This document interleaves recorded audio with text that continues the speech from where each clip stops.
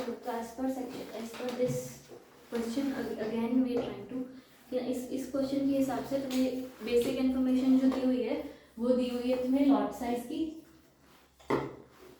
Right. Lot size कितना है 20 shares का, करेक्ट, इतना अपने को पता है। उसके अलावा तुम्हें क्वेश्चन दिया है कि जो तुम्हें एप्लीकेशंस आई हैं RII की सिर्फ, ठीक है, RII एप्लीकेशन जो तुम्हें रिसीव दी हैं वो कितनी है, 1 लाख एप्लीकेशन है। नहीं मैम 1,40,000 RRI की 1,40,000 आई है ना, नहीं 1,40,40,000 आई है ना।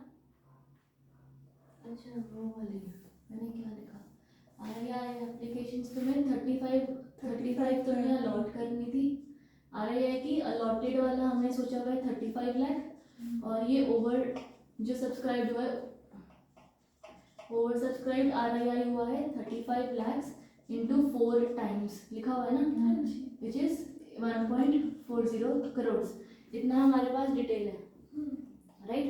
इस डिटेल के हिसाब से तुम्हें ये भी इतना क्लैरिटी के हिसाब से वी नो एज मच कि भाई हाँ ये आपको सिर्फ RII का ही देखना है मेन अभी, राइट।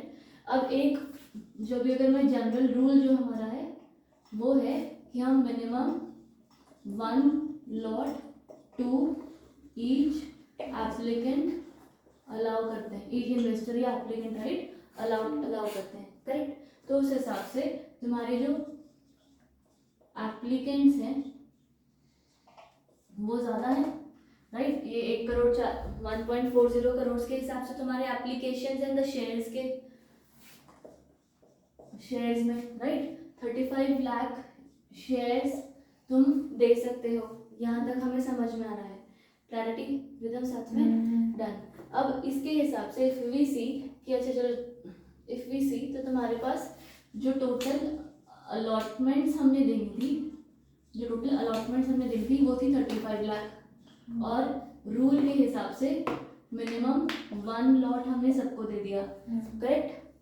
मिनिमम 1 लॉट हम अगर सबको दे देंगे तो 1 लॉट में कितने शेयर्स हैं 20 शेयर्स हैं, तो वही 1 into 20 शेयर्स का हमने लॉट बनाया, करेक्ट। अब अगर ये तुम कर रहे हो इनटू अलॉटमेंट ये है, और अच्छा RII एप्लीकेंट्स थे ना तो 1 लाख जो मैंने लिखा था, RII एप्लीकेंट्स जो लोगों ने अप्लाई किया था, total number of people who applied were 1 lakh, यहाँ तक ठीक है, करेक्ट। तो 1 लाख लोगों ने अप्लाई किया, मिनिमम 1 लॉट पर 1 लाख एप्लीकेंट्स, आया समझ, तो 20 लाख, हाँ करेक्ट। तो तुम्हारा यहाँ पर आएगा 35 lakh minus 20 lakh which is equal to 15 lakh, ये तुम्हारी हुई ओवर सब्सक्राइब्ड, ठीक है। ये एक्स्ट्रा तुम्हारा हो गया, कि एक्स्ट्रा इन द सेंस क्या कि ओवर सब्सक्राइब्ड नहीं है, हमने एक्स्ट्रा हो गया, ये ओवर सब्सक्राइब्ड हमारा वो है 1.440, तो ये हमारा extra shares to be distributed in proportionate basis, है ना, प्रोपोर्शनेट बेसिस चल जाएगा। Extra shares to be distributed in proportionate basis, यहाँ तक क्लैरिटी है। अब इसके अलावा अगर हम देखें तो एक और चीज़ है क्या कि आपको जो ओवर सब्सक्रिप्शन आई थी RII की वो आई थी 1 करोड़ 40 लाख की, ठीक है। उस ओवर सब्सक्रिप्शन में से भी तो हमने क्या किया है कि हमने कुछ 20 लाख शेयर ऑलरेडी अलॉट कर दिए, तो माइनस द रूल के हिसाब से 20 लाख शेयर हम माइनस कर रहे हैं, ठीक है। तो ये भी तुम्हारा माइनस हो गया again, so now you have these many, clarity. एक ये अमाउंट हो गई तुम्हारे पास, एक ये अमाउंट हो गई, एक दिस राइट। इन दोनों के हिसाब से तुम्हें क्या पता लगा कि तुम अलॉटमेंट जब 35 लाख का करने वाले थे, सबको 1-1 लॉट दे देते हो तो इतने लोग बचते हैं अलॉटेड कैटेगरी में।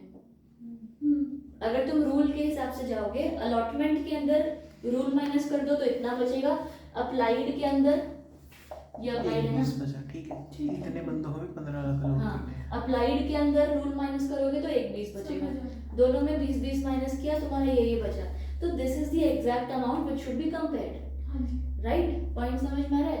अब हम लोग इसके अंदर अब देखें। तो ABCD करते हैं अब सिंपल। हाँ, तो अगर तुम्हारे शेयर होल्डर्स जो हैं अपना A B C D और E, करेक्ट। अब उसको B को अपने 320, 220, 120, 60 और 20, राइट, यही था।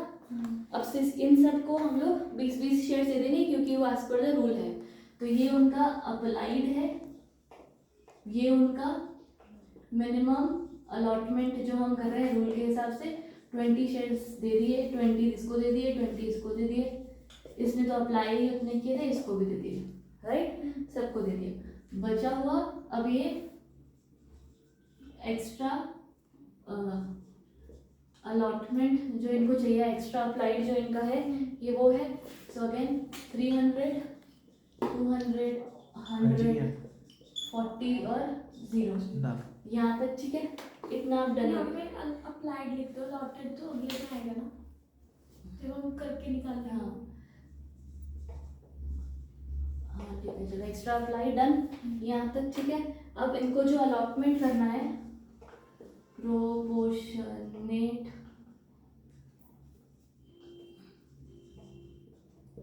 प्रोपोर्शनेट अलॉटमेंट अगर जो इनको करनी है तो वो किस हिसाब से करेंगे हम लोग कि हम ये 300 लोगों को देने का है, राइट।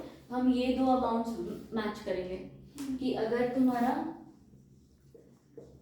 1,20,000 करोड़ 20 लाख है अलॉटमेंट, अगर तुम्हारा अप्लाइड है 120 तो अलॉट होगा 15 लाख। अगर तुम्हारा अप्लाइड है 300 तो अलॉट होगा कितना, राइट, होपफुली अब 37.5, शुक्र है, ठीक है। तो ये अपॉन 38 हो गया 20, तो ये तुम्हारा 37.5 आया, जिसको हम राउंड ऑफ करके 38 कर रहे हैं, करेक्ट। तो इस इंसान को 38 शेयर्स प्रोपोर्शनल बेसिस पर अलॉट कर दिए जाएंगे। अगले वाले को 25।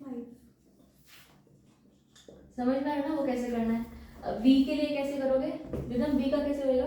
120, 15 और 200 और x, मतलब अप्लाइड फॉर 120, 15 और नीचे 200 और बस डन, ठीक है। ये 25, अगला तुम्हारा 13, 5 है शायद इसका अगले का 5, और इसको तो हम कुछ देंगे नहीं क्योंकि इसने मांगा ही। डन, ये हो गया। अब इतना तुमने आंसर लिखा लिया। एक लास्ट में एक चीज ऐसे कर देना कि टोटल शेयर्स अलॉटेड। जब टोटल शेयर अलॉटेड करोगे तो सिर्फ 20 प्लस कर देंगे। हाँ, ये वाला अमाउंट और ये वाले अमाउंट प्लस कर देना, ठीक है, ठीक है, क्योंकि इनको 20 ऑलरेडी अलॉट कर रखे हैं, बस इसलिए ये दोनों प्लस कर देते हैं। तुम्हारा 58 हो जाएगा, ये 45 हो जाएगा, 33, 20, 20 लिखो ना। अच्छा हाँ 20 हो जाएगा, डन। इसे करना। बस यही करना है, वो पहले ज़्यादा खींचना चाहिए। मुझे पेज देना, इधर पेज देना।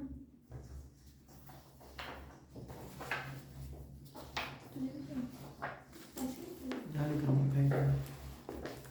आंसर है वैसे टेक्स्ट बुक में, ये इसमें नहीं समझ आ रहा। इसमें समझ नहीं आएगा पर नहीं चाहिए रिदम को दे दे। रिदम।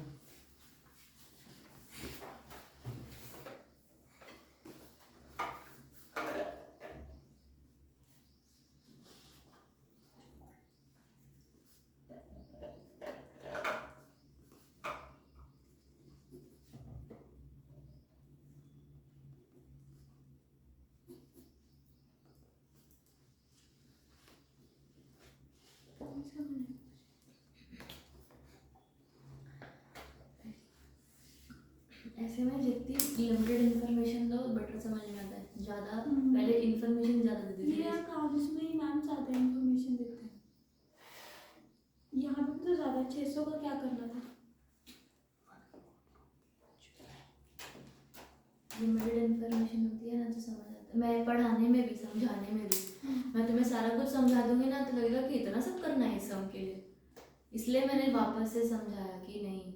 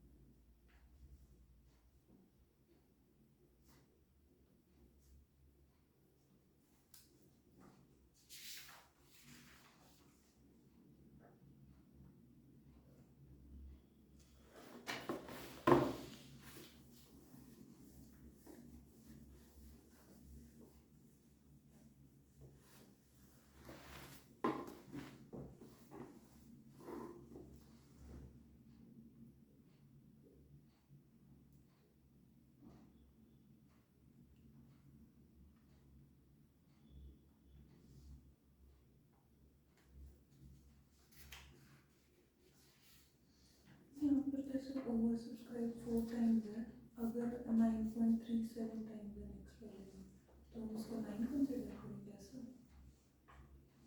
नहीं, ये तो 9.3 से वही रहेगा। 9.37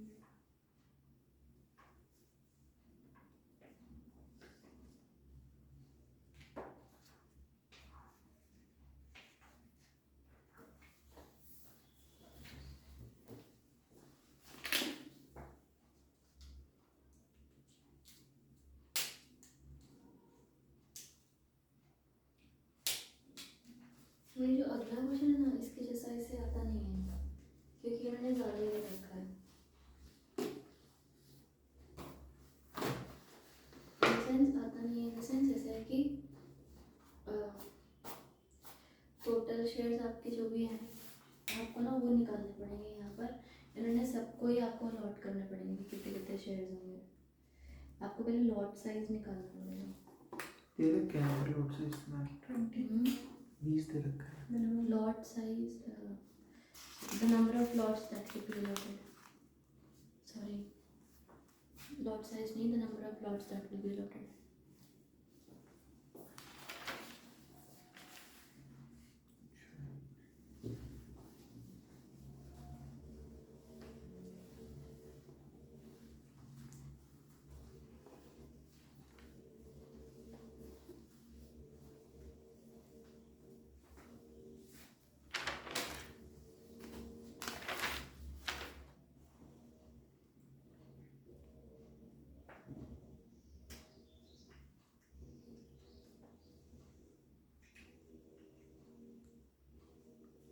अगला क्वेश्चन शुरू करें। टोटल अगेन नेक्स्ट वाले हुए ना, हाँ नेक्स्ट वाले क्वेश्चन में दोबारा यही दिया हुआ है ना, अप्लाइड और अलॉटेड के बारे में ही बोला हुआ है।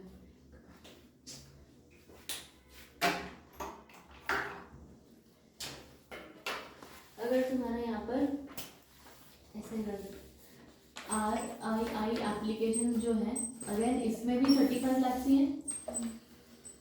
या आप टोटल RII एप्लीकेशन ही कर दो।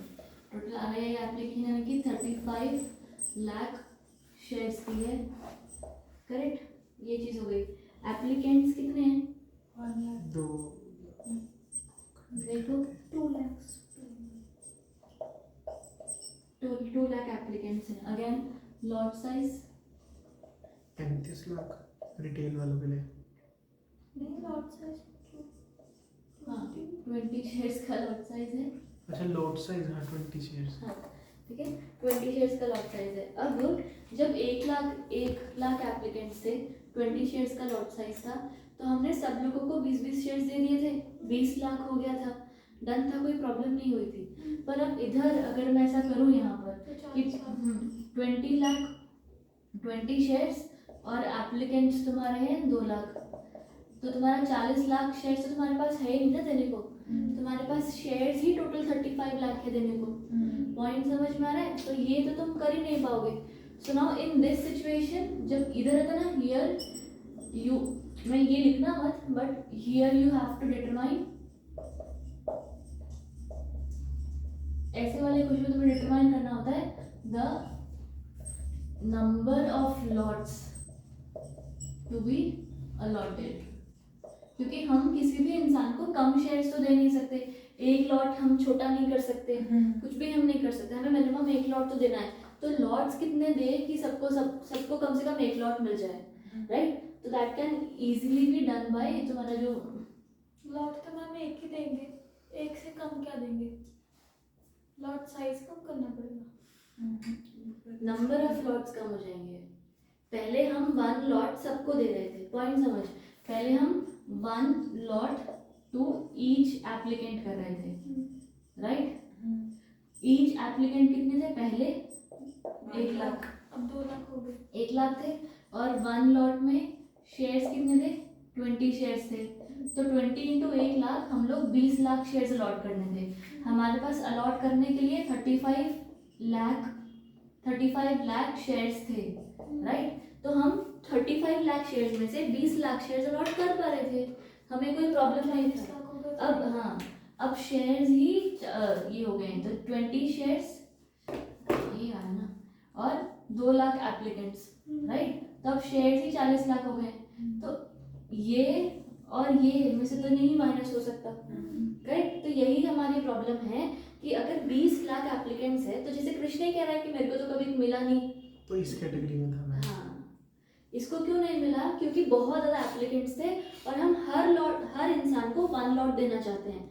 तो फिर हम क्या करेंगे? हम लॉट नहीं कम कर सकते, शेयर्स कम नहीं कर सकते एक लॉट के अंदर, हम लॉट का नंबर्स चेंज नहीं कर सकते, हम कुछ नहीं कर सकते। हम क्या कर सकते हैं? कुछ बंदे रिजेक्ट कर सकते हैं, बंदे रिजेक्ट कर देंगे। अब जैसे तू यहाँ पर देख रही है 40 लाख शेयर्स 35, तो जो 2 लाख लोग हैं ना, इन 2 लाख लोगों में से कुछ लोगों को ही लॉट मिलेगा, 1 मिनिमम लॉट भी मिलेगा, और बाकी के जो बैलेंस बचेंगे ना, जिनको नहीं मिलेगा वो रिजेक्ट हो जाएंगे बेचारे।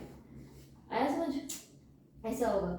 इसमें भी हम देखेंगे कि अगर जब सबको एक एक लॉट अलॉट हो गया, तो इतना तो ज़्यादा मैथ्स नहीं है ना कि 20 का टेबल तो चल नहीं रहा है कि सबको मिलके खत्म हो जाएंगे शेयर्स। सबको एक लॉट देने के बाद कुछ रिमाइंडर बचेगा, फिर वो रिमाइंडर इन्हीं वाले लोगों में बांट देंगे जिनको एक एक लॉट मिला हुआ है। तो कुछ तो रिजेक्ट ही हो जाएंगे, जिनको एक लॉट मिला ही नहीं वो रिजेक्ट ही हो जाएंगे। आया समझ? ये कैसे रिजेक्ट होते हैं? एल्गोरिदम होता है प्रॉपर, इसमें किसी भी इंसान का कोई लेना देना नहीं है, ठीक है। तो अब यहाँ पर here you have to determine the number of lots to be allotted, ठीक है। तो हम नंबर ऑफ लॉट्स या तो वही कर देते ना, मैक्सिमम नंबर ऑफ लॉट्स कितने हो सकते हैं वो तुम कैसे निकालोगे? कुछ नहीं होगा, टोटल शेयर्स जो भी तुम्हारे हैं अपॉन नंबर ऑफ एप्लीकेंट्स। ये थोड़ी देर वो लगा दोगे, total shares upon number of applicants, share पर पर्सन। ध्यान नहीं हो जाता ऐसे, ये लेगा प्लीज। पकड़ ले, एक मिनट पकड़ ले।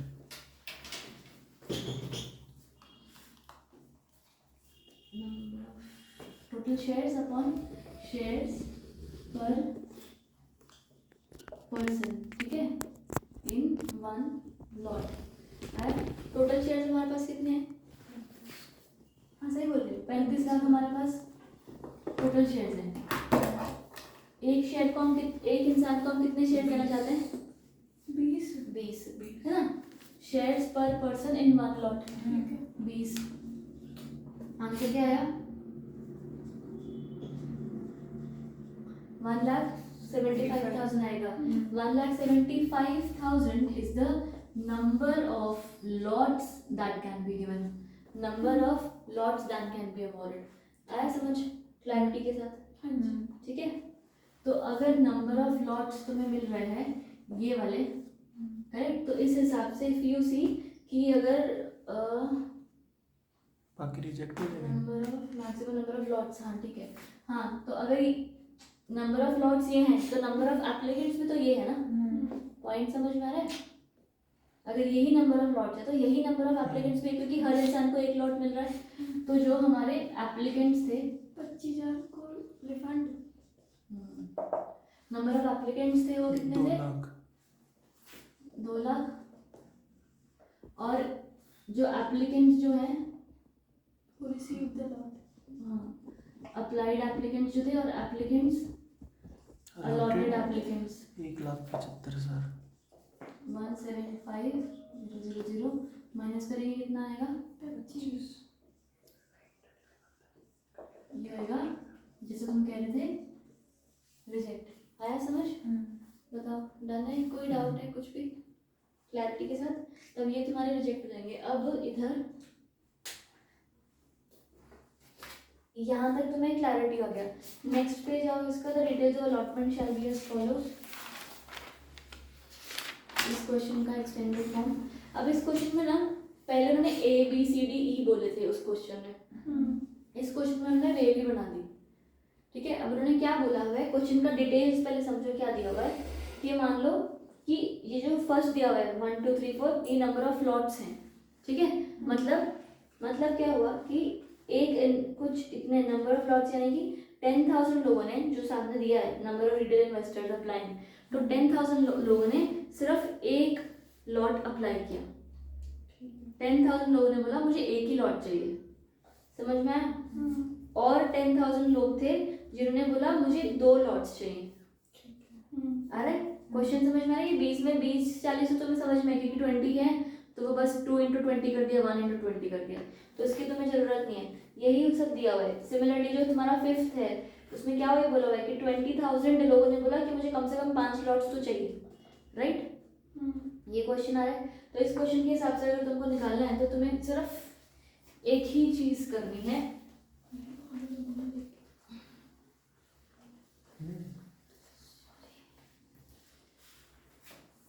Multiple apply. तो ये number of shares each lot में इंक्रीज कैसे? अच्छा ठीक है, ये तो उसी से नहीं, निकलेगा ना। अब ये कैसे निकलेगा तुम्हारा जो 1 lot applied by all applicants, तो तुम्हें निकालना है नाउ कि इन लोगों को कितना मिलेगा। Basically how many lots will they be avoided. जैसे कि अगर मान लो कि number of retail investors applying in each lot, यानी कि प्लीज एक बार ध्यान दो, 10,000 एप्लीकेंट्स हैं, ठीक है? ये 10,000 एप्लीकेंट्स बोले कि मुझे 1 लॉट चाहिए, राइट? ऐसा नहीं है कि भाई हम लास्ट में जाके जो बच गया फर्स्ट कम फर्स्ट नहीं है, हम हर एक कैटेगरी में कुछ बंदे रिजेक्ट करेंगे। जो इंसान ने 1 लॉट मांगा ना उसमें भी सबको वो 1-1 लॉट नहीं देंगे, उसमें से कुछ लोग रिजेक्ट करेंगे। जिस बंदे ने 15 लॉट्स मांगे उस बंदे में से भी कुछ लोगों को रिजेक्ट करेंगे। हर कैटेगरी में कुछ बंदे रिजेक्ट होंगे और वैसे करके 25 लोग रिजेक्ट होंगे, मतलब ये 25,000 लोग रिजेक्ट होंगे, ठीक है? तो if we see the case तो हियर, हाँ, तो तुम्हारे total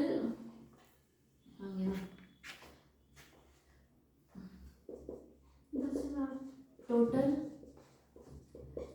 applications that can be accepted कितने हैं? 1,75,000। हाँ, टोटल एप्लीकेशन जो हम कर सकते हैं 1,75,000 है, और कितने रिसीव हुए हैं? 2 लाख, करेक्ट? तो total application that can be accepted upon total applications received into वही लॉट पर पर्सन का, ठीक है? जितना जितना उन्होंने लॉट्स के लिए अप्लाई किया हुआ है ना, जितने लोगों ने अप्लाई किया हुआ है बस वही है।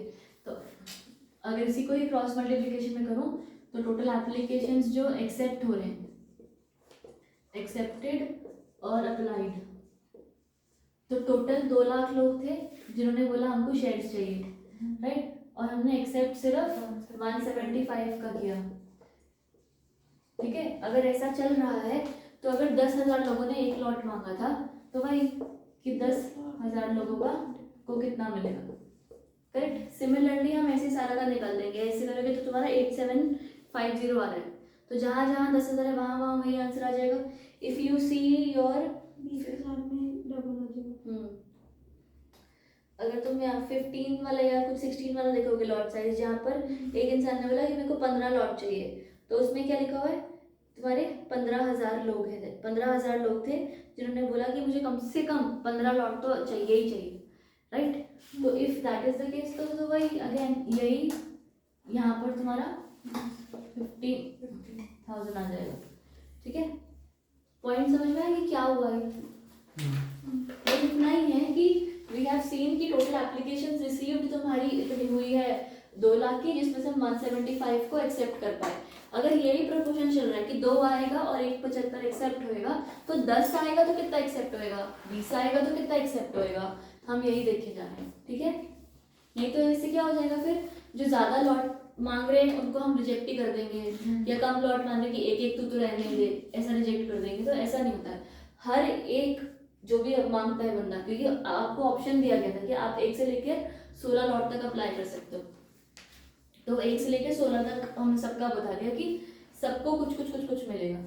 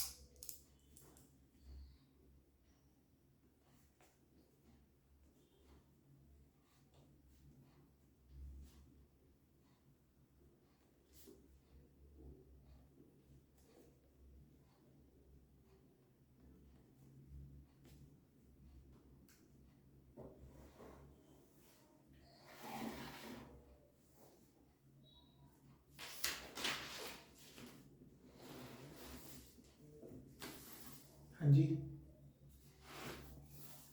बोलो।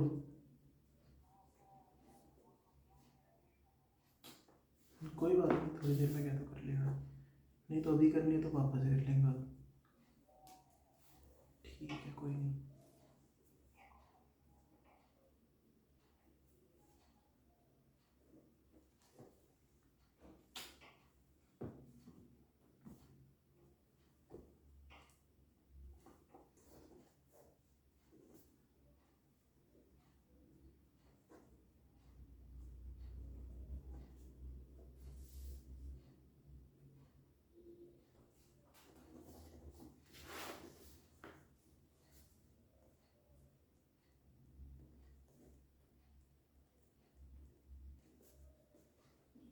तेरी जड़ी फ्रेंड है बोली है तेरी से उनको ये बोले तो हाँ जी अनुभव नहीं था। मैं लड़का ही हूँ। कोई बात नहीं, जल्दी नहीं है, वो मांग रहे थे ज़्यादा कुछ पेपर ऊपर। हाँ मैं फिर गई थी उन्होंने MBA उससे जल्दी से हो गया।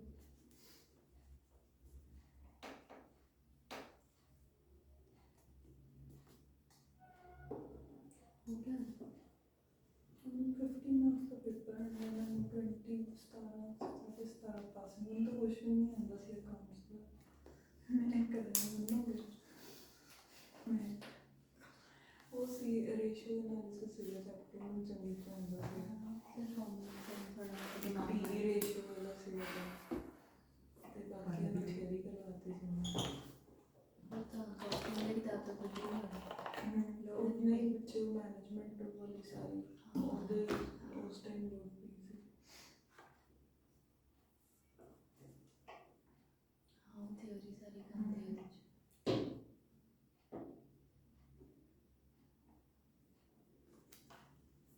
दोनों में कोई नहीं थ्योरी से ਦੋ ਇੱਕ ਮੇਰੀ ਵਾਲੀ ਜਿਹੜੀ ਸੀ होता है फिर तो कोई बात नहीं, होता है ਉਹਦੇ ਚ ਫਿਰ ਕਾਫੀ ਥਿਆਰੀ ਪਈ ਹੈ ਵੀ ਰੱਖ ਲਓ ਜੇ ਥੋੜੀ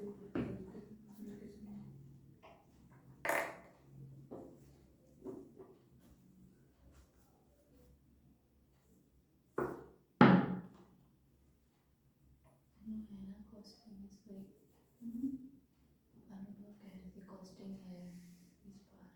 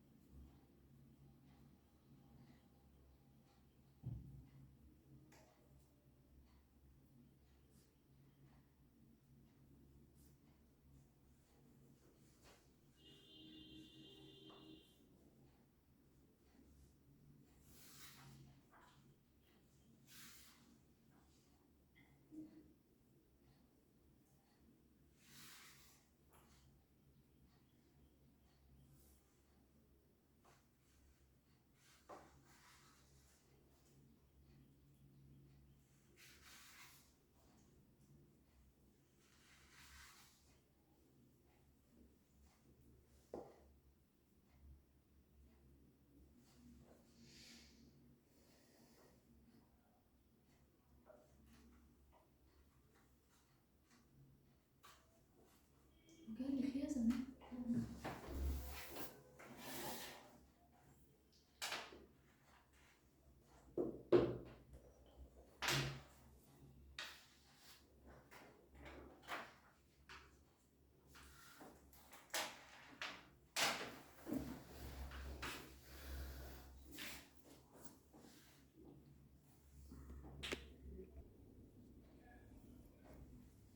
चलो आगे बढ़ेंगे।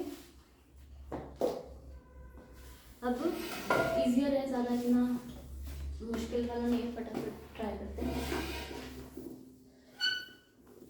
अब तुम्हारा ना यहाँ पर पोस्ट इशू एडवर्टाइजमेंट्स के बारे में बोला हुआ है।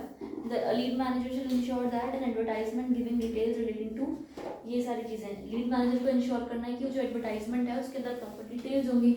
तो वो details are relating to subscription हो गया, बेसिस ऑफ अलॉटमेंट हो गया, नंबर, वैल्यू, परसेंटेज। तो ये क्या बोली हुई है कि जब आप ड्राफ्ट ऑफ डॉक्यूमेंट सबमिट करते हो तब तो आप एडवर्टाइजमेंट करते हो, राइट। आप जब वो ऑफर शुरू होता है तब आप एडवर्टाइजमेंट करते हो, कमेंट्स मंगवाने के लिए करते हो। साथ के साथ जैसे ही आपका अलॉटमेंट हो जाएगा तो पोस्ट इशू भी आप एक एडवर्टाइजमेंट करते हो स्टेटिंग कि भाई मेरे कितने शेयर सब्सक्राइब हुए हैं, कितने एप्लीकेशन हुए, कितना रिजेक्ट हुआ, क्या क्या नहीं। तो ये दिया subscription, basis of allotment, number, value, percentage of all application जो रिसीव्ड हैं, number, value and percentage of successful allottees हैं, date of completion of dispatch, refund orders, ये सब के बारे में एडवर्टाइजमेंट की जाएगी। रिस्पॉन्सिबिलिटी है लीड मैनेजर की।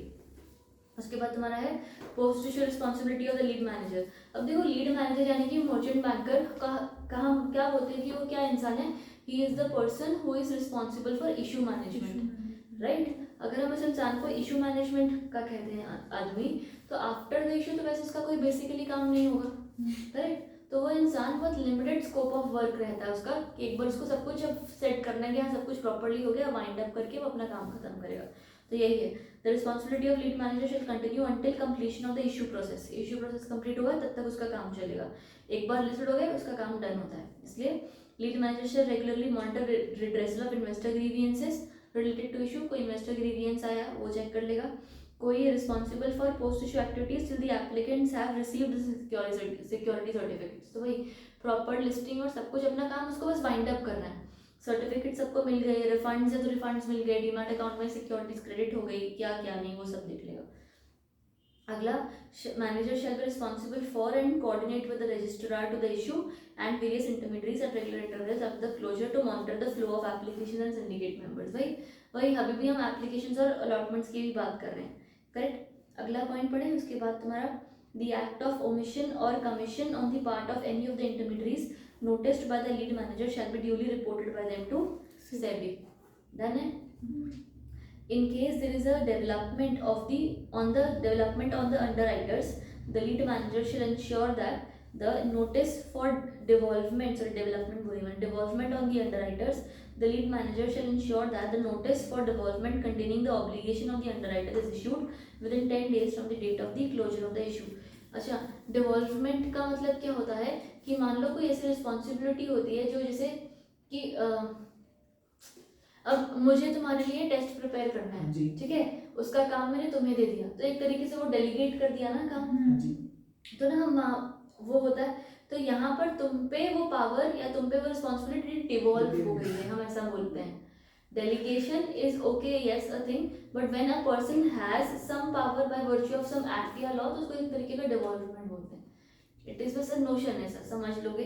तो devolvement on the underwriters in case there is a devolvement, मतलब उनकी वही कोई responsibility ऐसी है जो underwriter की arise हो गई है अचानक, ठीक है। तो the manager shall ensure that the notice of devolvement containing the obligation of the underwriter is issued within 10 days from the date of the closure of the issue. उनका काम आया तो अभी उनको बोला जाएगा कि तुम करो। क्लोजर ऑफ इशू हुआ, कैसे होता है अंडरराइटर्स का काम शुरू, क्लोजर ऑफ इशू पर देखा कि अनसब्सक्राइब्ड हो गई चीजें तो उनको कम करना पड़ेगा ना। तो वही है कि उनका डिवॉल्व, मतलब उनकी अब बारी है, अब तुम्हारी बारी है, तुम अपना काम करो, ठीक है। इन केस ऑफ 10 दिन के अंदर हाँ, उनको 10 दिन में बताना पड़ेगा कि तुम्हारा काम शुरू हो रहा है, कंपनी को अंडरराइटर को बताना है, लीड मर्चेंट बैंकर को अंडरराइटर को बताना है, ठीक है। इन case of under subscribed issue that are underwritten, the lead manager shall furnish information in respect of underwriters who have failed to meet their underwriting devolvement to SEBI। और अगर तुम fail हुए तो कंप्लेन कर देंगे फिर। डन यहाँ तक। उसके बाद तुम्हारा release of subscription money, of course अगर नहीं पैसा लौट हुआ तो सारा पैसा वापस जाएगा, या जिसका रिजेक्ट हो गया एप्लीकेशंस उसका पैसा रिलीज हो जाएगा। तो वही है, the lead manager shall confirm to the banker of the issue by copy of by way of copies of listing and trading approvals that all formalities in connection with the issue have been completed and that the banker is free to release the money to the issuer or release the money for refund in case of failure of the issue। refund या release कर देगा जैसे भी पैसा हो रहा है। Done। उसके बाद अगला, in case the issuer fails to obtain listing or trading permissions from the stock exchanges where the specified securities were to be listed, it shall refund through verifiable means the entire money received within 4 days of receipt of intimation from stock exchange rejecting the application for listing the specified securities. समझ आया मतलब इसका क्या लिखा हुआ है? Fail to obtain हो गया स्टॉक एक्सचेंज से परमिशन कि भाई उसको परमिशन नहीं मिली लिस्ट होने की, तो फिर रिफंड करेगा सारा पैसा with in 4 days of the receipt from stock exchange. नहीं तो उसने परमिशन नहीं मिली तो फिर उसने वो कर कैसे दिया, आईपीओ कैसे लिया है? हमने ना जब पता है एक स्टार्टिंग में हमने जब सेबी को अप्लाई करते कि हमें आईपीओ लेना है, तो एक स्टार्टिंग में तुमने बार बार हमने पढ़ा एक चीज, in principle approval. In principle approval पढ़ा है, राइट? इन प्रिंसिपल अप्रूवल ऐसा प्रोसेस होता है कि तुम आओ हमारे पास, हम तुम्हें अभी हाँ बोल रहे हैं ये काम शुरू करने के लिए, एप्लीकेशन करने के लिए तुम्हें काम शुरू करने के लिए बोल रहे हैं। लेटर ऑन स्टॉक एक्सचेंज चाहे और उसको लग गया कि सारी प्रॉब्लम है या उसने प्रॉपर तरीके से अलॉट नहीं किया तो मना कर दिया जाएगा। इसलिए ही स्टॉक एक्सचेंज तुम्हें स्टार्टिंग में इन प्रिंसिपल अप्रूवल देता है। सेबी स्टॉक एक्सचेंज का इन प्रिंसिपल अप्रूवल मांगता है, कंफर्म्ड अप्रूवल नहीं मांगता है। In principle is just to start with the application, ठीक है? उसके बाद तुम्हारा 4 days ही 4 days है, तुम पैसा वापस दोगे, नहीं दिया तो लाइबल हो इंटरेस्ट के लिए। और ये पैसा अगर तुमने नहीं दिया ना, अगर तुमने लेट कर दिया ना, तो कल्ला डायरेक्टर एक एक बंदा सेवरली लाइबल होगा, ठीक है? जॉइंटली एंड सेवरली लाइबल होंगे सारे। The manager shall ensure that the money is received in respect of the issue are released to the issuer in compliance with the provisions. Done है? अगला, reporting of transactions of the promoter and promoter group and the other pre-offer transactions. The issuer shall ensure that all transactions in securities by the promoter group between the date of filing, date of offer, as the case may be, and the date of closure of the issue shall be reported to the stock exchange within 24 hours of such transaction, ठीक है? अगर कोई भी ऐसा है, the point भी कि अगर कोई भी प्रमोटर या कोई भी प्रमोटर ग्रुप कोई शेयर्स को खरीदता बेचता या कुछ करता है ड्यूरिंग ये आपका इशू चल रहा है, तो उस बारे की इंफॉर्मेशन 24 आवर्स के अंदर अंदर हमको स्टॉक एक्सचेंज को देनी होती है। समझ? अगला, पोस्ट इशू रिपोर्ट्स। वही मैनेजर एक इशू खत्म होने के बाद एक रिपोर्ट बनाएगा along with due diligence certificate कि भाई 7 दिन के अंदर अंदर वो रिपोर्ट बनती है कि आपका प्रॉपर अलॉटमेंट या तो रिफंड जो भी हुआ है वो हो गया कि नहीं हुआ, सही तरीके। मतलब उसको भेजेगा एप्लीकेंट्स को? नहीं, रिपोर्ट फाइल करना तो फिर सेबी के साथ फाइल होती है ना। आया समझ? याद है?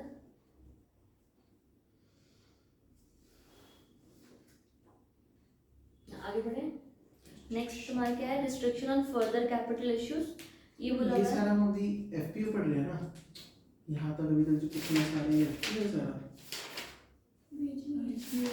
बीच में सेक्शन वो देखना, रेगुलेशन देखता रहना। अच्छा ठीक है, तो रेगुलेशन देखा, हेडिंग में जो रेगुलेशन का नंबर लिखा है ना उसको देखेगा अगर तो। ठीक है। Restriction on further capital issues. The issuer shall not make any further capital issue of specified securities in any manner, whether by way of public or rights or bonus of preferential or qualified or otherwise, except pursuant to an employee stock option scheme or stock appreciation right scheme. ये accept वाली दो चीज़ें क्यों बोली कि अगर already options allotted हैं तो वो अलॉट तो करोगे ना, तो उसमें नहीं रुकोगे, राइट? तो कोई भी फर्दर और नहीं करना है इन केस, कब नहीं करना? In case of a fast track issue during the period between the date of filing the offer document or prospectus, ठीक है, the ROC and listing of the specified securities offered through offer document or refund of application monies etc. तो मतलब क्या हुआ, तुम्हारा एक issue चलते चलते तुम दूसरा इशू नहीं करोगे, इजी। अगला point, in case of other issues during the period between the date of filing the draft offer document and listing of the specified securities offered through the offer document or refund of application। ये इन case of fast track issue बोला हुआ है ऊपर वाला point, कि fast track issue के time पर दोनों में फर्क नहीं है। फास्ट ट्रैक इशू में देखो फाइलिंग ऑफ ऑफर डॉक्यूमेंट है और अदर इशू में filing of draft offer document है, फर्क इतना ही है क्योंकि फास्ट ट्रैक में ड्राफ्ट नहीं जाता, बस इस वजह से, ठीक है? बाकी दोनों पॉइंट सेम है। ये इसका क्या मतलब है कि otherwise except person to an employ stock exchange? हाँ, इसका मतलब है कि तुम कर सकते हैं, इनको कर सकते हो अगर तुम्हारे कोई ऑलरेडी ऑप्शंस थे, नहीं, ऐसा बोला है कि मान ले तेरी सिक्योरिटीज ऑलरेडी इशू हो रही हैं और सब कुछ सब्सक्रिप्शन चल रहा है, तो उस दौरान तो कोई नया सब्सक्रिप्शन शुरू नहीं करेगा, राइट। पर अगर मान ले कोई ऑलरेडी इशूड वारंट्स हैं या already issued employ stock options हैं, वो एग्जिस्टिंग है, तो वो कन्वर्ट तो हो सकते हैं ना। ऐसे को कन्वर्ट करके फिर करो। नहीं, वो कन्वर्ट कर सकते हो उस दौरान बस। अच्छा ठीक है। ठीक है, यहाँ तक फास्ट ट्रैक अपना हो गया ना। फास्ट ट्रैक को फास्ट किया था हमने से। कुछ खा भी नहीं है। हाँ, रट्टा ही मारता है इसको। बट्टा भी नहीं मारना है।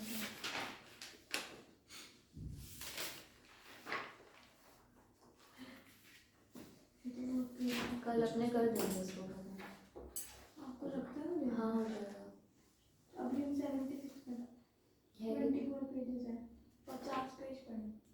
हो जाएगा, कल कर देंगे वो भी। मेरे को बस आज पढ़ना कि हिम्मत आ जाए तुमसे। कोई बात नहीं, मैं कर दूँगी। क्या अभी अगर अभी बैठ गई मैं ऐसे तो चल जाए। मैं खुश हो रहा है। और एक मेरी क्लासेस का तो बच्चा पास हो गया, चल जाए। मज़ा आया मेरे को उसका सुन के। स्ट्रेस में तो और ही। चलो, post listing, exit opportunity for dissenting share holders. ये क्या है, वो शेयर इशू कर दिया, सब कुछ हो गया, पैसा बांट दिया, सब हो गया। अब तुम जो जिसके लिए पैसा लिया था ऑब्जेक्ट चेंज कर रहे हो, तो फिर ये मजाक करोगे तो क्या करना है, लोगों को एग्जिट अपॉर्चुनिटी देनी है। पर अब ना उन्होंने एक और चीज़ बोली है। देखो, तुम्हें एक चीज़ बोली हुई थी कि वो 25% तक का तुम जनरल कॉर्पोरेट पर्पस रख सकते हो, 35 तक का तुम दोनों मिला के रख सकते हो कि क्या था, अनआइडेंटिफाइड इन्वेस्टमेंट्स हो गई, तो ये सब तुम रख सकते हो, राइट। तो तुम्हें 35 तक का तो दे दिया है कि तुम कर लो अपनी मर्जी का, मत बताओ कहाँ डाल रहे हो पैसा, ठीक है। एक ये बोल दिया। उसके बाद बोला कि अब जो बचा हुआ पैसा है ना, 65 बचा, 65 25 जनरल एक्सपेंसेस है ना, 65 बचा, 65 बचा ना। नहीं, 10% अनआइडेंटिफाइड भी था। 35 टोटल है ना दोनों मिला के। 10% कौन सा है? 10% अलग नहीं है, 25 जनरल कॉर्पोरेट पर्पस है और एक अनआइडेंटिफाइड इन्वेस्टमेंट था ना, दोनों मिलाकर 35, टोटल 35 था। तो तुम्हारा 65 बचा। अब ये 65 उन्होंने ऐसे ही आ रहा है मेरी वीडियो बंद हो जाएगी यार इस फोन की वजह से।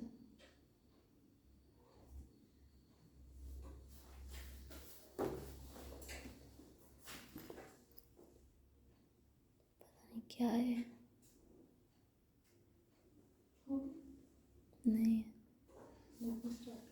नहीं कनेक्ट करते।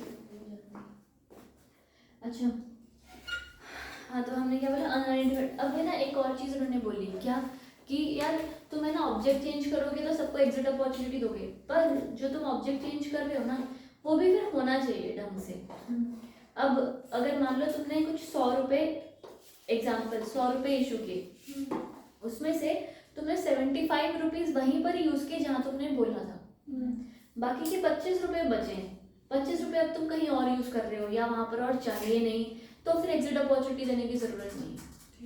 ठीक है, अगर तुम 25 रुपये से ज़्यादा रुपए यूज़ करते हो कहीं और, तो हमको लगता है कि नहीं अब एग्जिट अपॉर्चुनिटी तो लोगों को या कुछ और मन हो सकता है। 65 नहीं होगा क्योंकि अनआइडेंटिफाइड को नहीं काउंट करेंगे इसमें। नहीं, वैसा कुछ भी नहीं, उन्होंने टोटल में ही बोला, वो तो बोल ही दिया है ना, वो तो वैसे ही अलग हो गया। हाँ, अब बचे हुए का अब होएगा क्यों, उसमें तो ऑब्जेक्ट ही नहीं है, तो फिर आप उसको बोलोगे कैसे कुछ।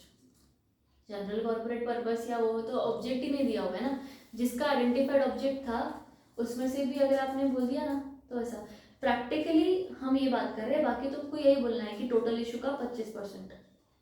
तो अगर तुम्हारा चेंज होता है ऑब्जेक्ट, तो फिर तुम्हें देखना पड़ेगा, बस फिर पूछना पड़ेगा। आएगा वैसे थर्ड वाले में, कंडीशंस में आएगा। एग्जिट अपॉर्चुनिटी डिसेंटिंग शेयरहोल्डर एक बार पढ़ लो। ये provisions of this chapter refer to, ये सब वही मार्क किया हुआ है, उसमें तो पैराग्राफ में कुछ खास है नहीं, डब्बल पढ़ लो। What is dissenting?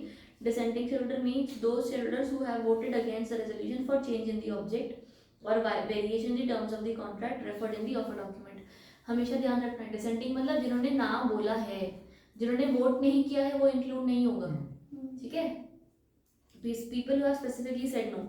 उसके बाद conditions for exit offer, the promoter or shareholder in control shall make the exit offer in accordance with the provisions as specified to the dissenting shareholders in case only if a public issue has opened after, ठीक है। if this, इसका मतलब जो भी promoters हैं in control, अगर मान लो कोई promoter है जो कंट्रोल में है या शेयर होल्डर्स हैं जो कंट्रोल में हैं, वो लोग कोई ऑब्जेक्ट चेंज करते हैं तो उनको बोला गया है कि आपकी रिस्पॉन्सिबिलिटी है कि आप एग्जिट अपॉर्चुनिटी दो। पॉइंट समझ में आ रहा है? यहाँ पर तुम्हें गौर करने वाली क्या बात है कि अगर डिसेंटिंग शेयर होल्डर्स को हम अपॉर्चुनिटी देते हैं एग्जिट करने की, एग्जिट करके वो क्या करते हैं, वो शेयर्स आप ही को बेच देते हैं ना, राइट, आप ही को बेच देते हैं। तो अगर ऐसा हो गया, कंपनी को ही अगर शेयर्स बेच दिए गए तो फिर तो बाय बैक नहीं हो जाएगा वो, ये भी प्रॉब्लम है। इसीलिए ही हमने बोला गया है the responsibility to purchase the shares from the dissenting share holders is on the promoters or the controlling shareholders who are changing the object। ठीक आया है। क्लैरिटी?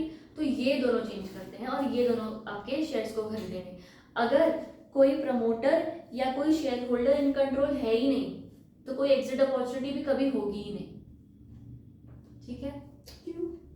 क्योंकि कौन, अगर अगर अगर कोई अच्छा, वो इन खरीद नहीं पाएगा कोई उसको। खरीद भी नहीं पाएगा, और दूसरी बात ये अगर कोई कंट्रोल ही नहीं है तो मतलब सबका साझा ही सोचा होगा, नोबडी पर्टिकुलरली डिसाइडेड ना, एवरीबॉडी मस्ट हैव डिसाइडेड, तो फिर आप किसको एग्जिट अपॉर्चुनिटी दोगे?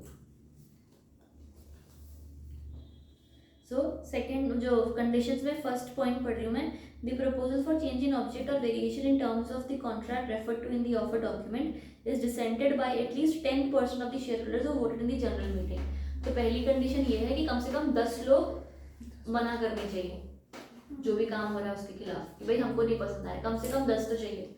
और उसके अलावा the amount to be utilised for the object for which the offer document was issued is less than 75% of the amount raised, including the amount earmarked for including लिखा हुआ है, including the amount earmarked for general corporate purpose as disclosed in the offer document, right? तो मैं वही बोल रहा हूँ, practically नहीं आता है बट इंक्लूड किया जाएगा टोटल, अलग से हम उसको नहीं करेंगे। तो हम टोटल, इसका वही मतलब है कि अगर तो चेंज इन ऑब्जेक्ट होगा it should be for the less than 25% of the issue proceeds. आया?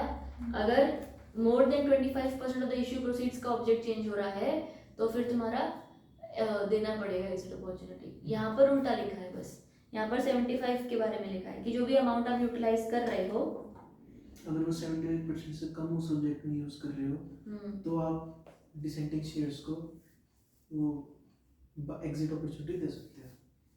नहीं दे सकते। आप दे सकते हैं अगर 75% से कम यूज कर रहे हैं तो ज्यादा कर रहे हैं तो नहीं दे कोई सकते। दिक्कत नहीं। क्यों? क्यों 25% जनरल एक्सपेंसेस है ना? नहीं, क्या बोल रहे थे?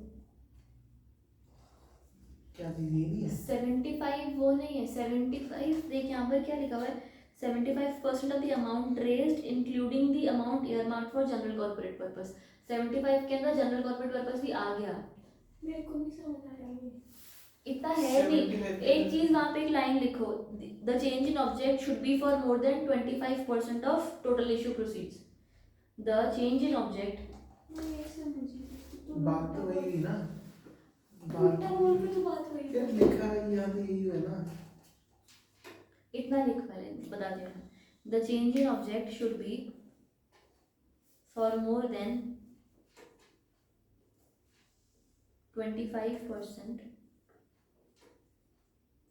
should be for more than 25% of the total issue proceeds।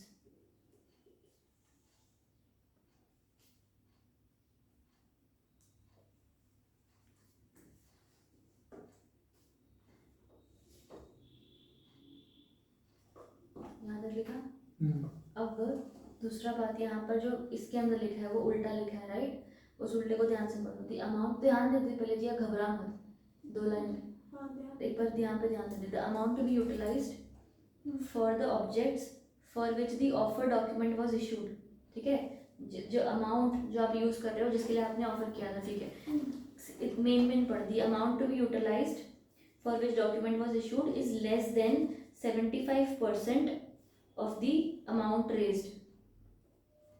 जितना तूने अमाउंट रेज किया था उसमें से तूने 75% से कम यूज किया है फॉर दी वो क्या नाम है उसका, द मेन ऑब्जेक्ट। समझिए कुछ?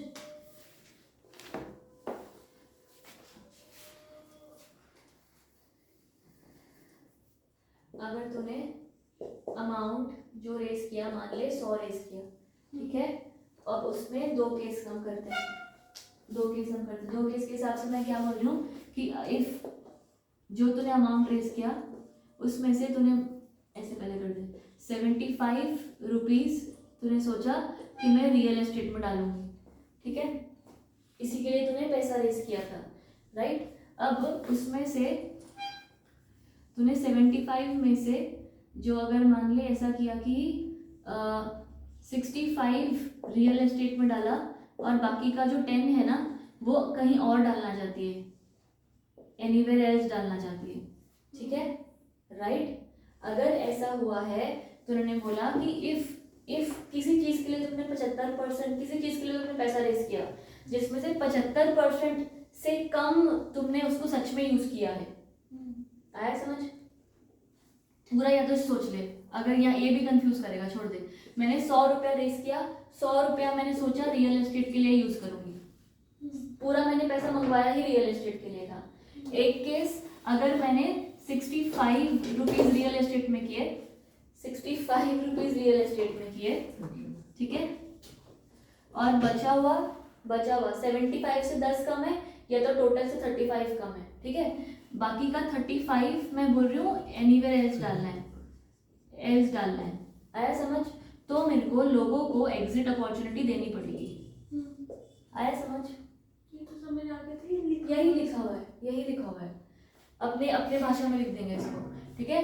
अमाउंट रेज्ड तेरा 100 है जिसमें से तूने 65 तूने रियल एस्टेट में यूज किया, कम यूज किया, राइट, तो एग्जिट अपॉर्चुनिटी देनी पड़ेगी। हाउएवर अगर तूने 75 और अबव रियल एस्टेट में यूज कर लिया है और बचा हुआ 25 कहीं और रेज करना चाहती है, एल्स यूज करना चाहती है, सॉरी, तो फिर तेरे को एग्जिट अपॉर्चुनिटी नहीं देनी पड़ेगी, बस इतना सा ही है, ठीक है। अब इसमें उन्होंने जो बहुत ज़्यादा ब्रैकेट लिखे हैं वो रहने दो, तो मेन समझो, पहला तो जो एक लाइन लिखा है छोटी सी 25% की, एक वो लिख लो, उसके अलावा अगर लिखना है तो नो एग्जिट अपॉर्चुनिटी, मैं बोल रही हूँ समझ में आती तो वो लिख लेना कि no exit opportunity to be given if at least 75% of the amount is used for the original object or change in the object, and the change in the object is only for the balance 25% proceeds, आया?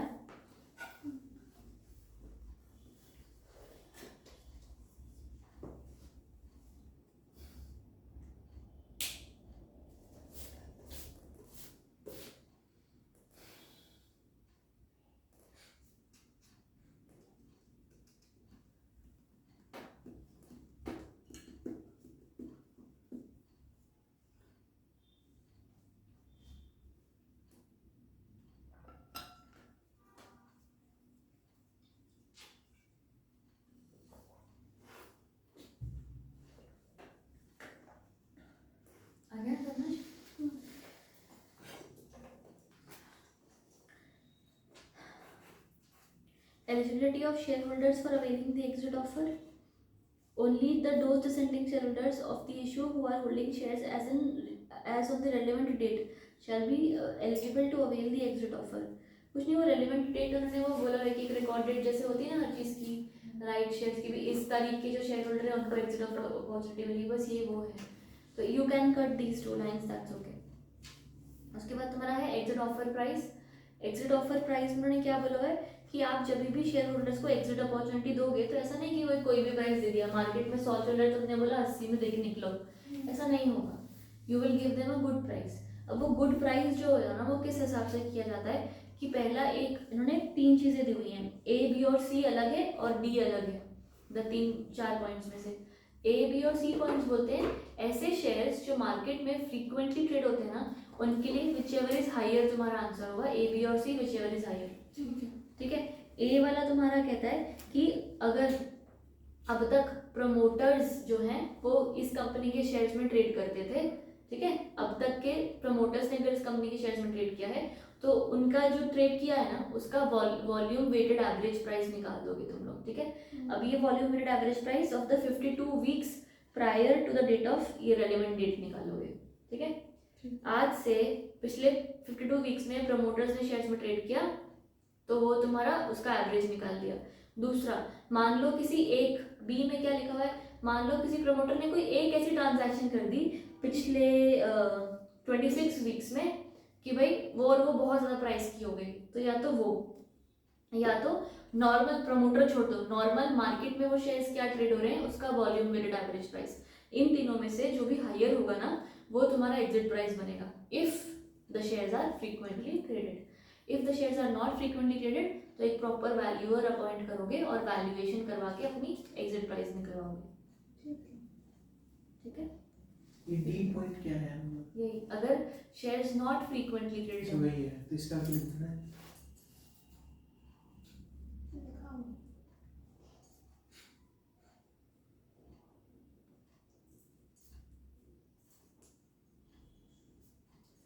Point क्या था? Valuer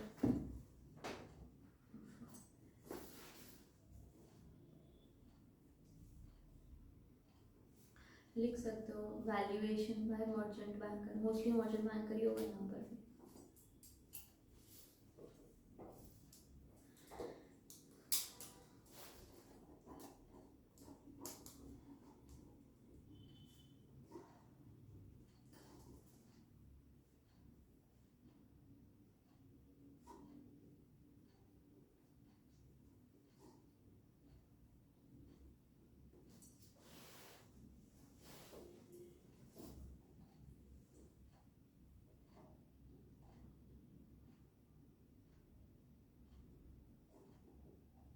इन चारों का highest देखना या फिर इन तीनों का हाईएस्ट? तीनों का हाईएस्ट देखना है।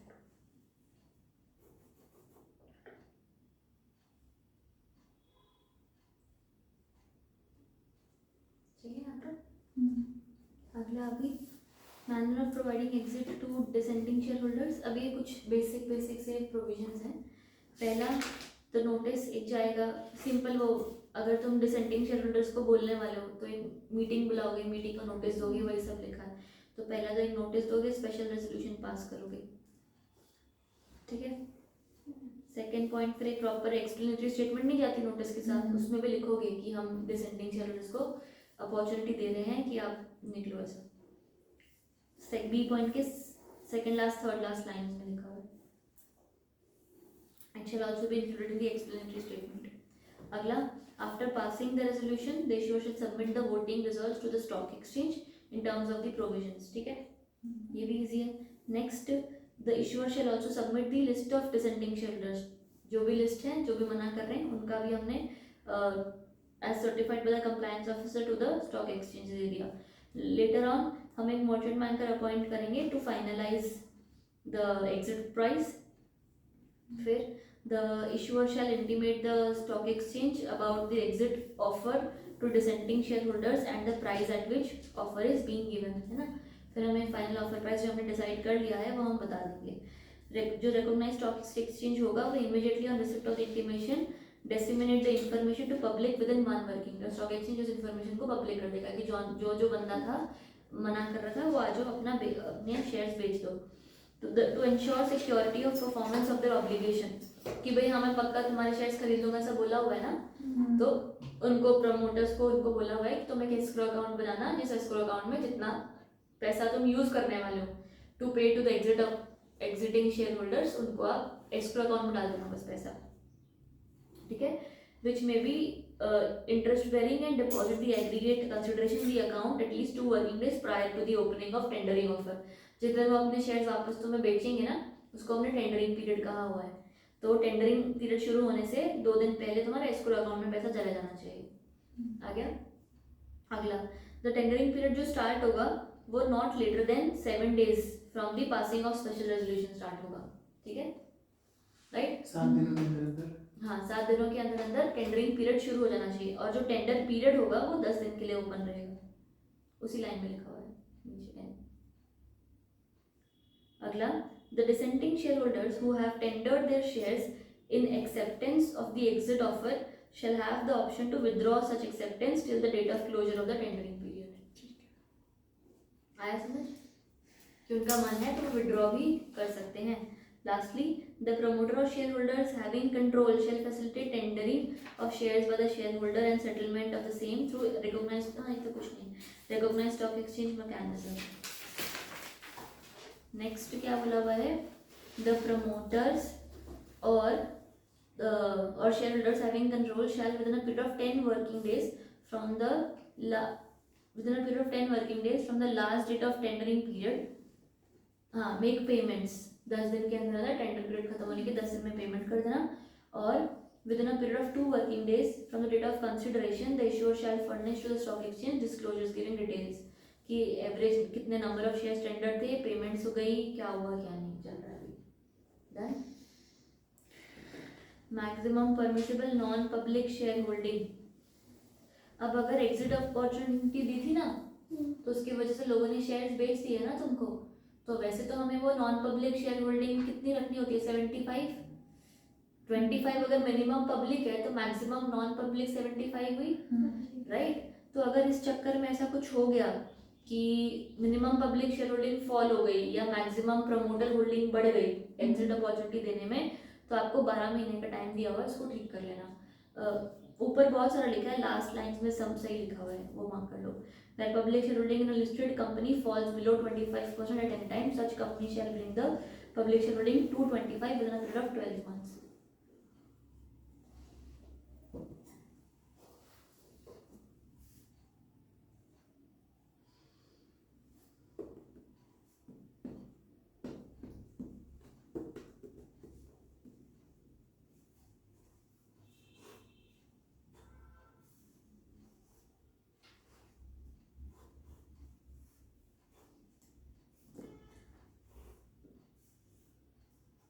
यहाँ तक डन।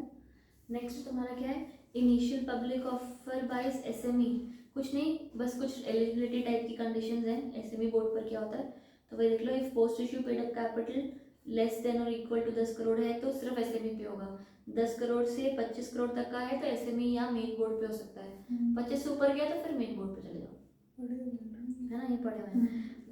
ऐसे इसमें कोई ऑब्जर्वेशंस नहीं आती ऑफर डॉक्यूमेंट की, क्या हो रहा है क्या नहीं, कुछ नहीं आती, आप सीधा अपना ऑफर डॉक्यूमेंट सबमिट कर सकते हो। लेटर ड्यू डिलिजेंस सर्टिफिकेट लेकिन चाहिए, 100% आईपीओ आपका अंडर रिटर्न होगा, सिर्फ 90% या अपनी मर्जी का नहीं 100% अंडर रिटर्न होगा। Compulsory market making for minimum period of 3 years from the date of listing. में मार्केट मेकिंग भूल गई मैं, तो गूगल कर लो। मार्केटिंग ही होगा। हाँ ये होता तो वही था।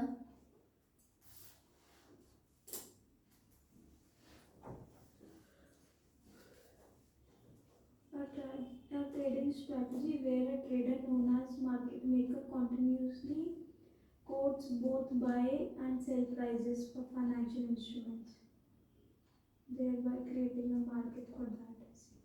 हाँ बस वही मार्केटिंग ही है ना, ये मतलब प्राइस बता रहे हैं, प्राइस बता रहा है ताकि Buy लोगों को sell। पता लगे कि भाई हाँ खरीद लो भाई बेच लो।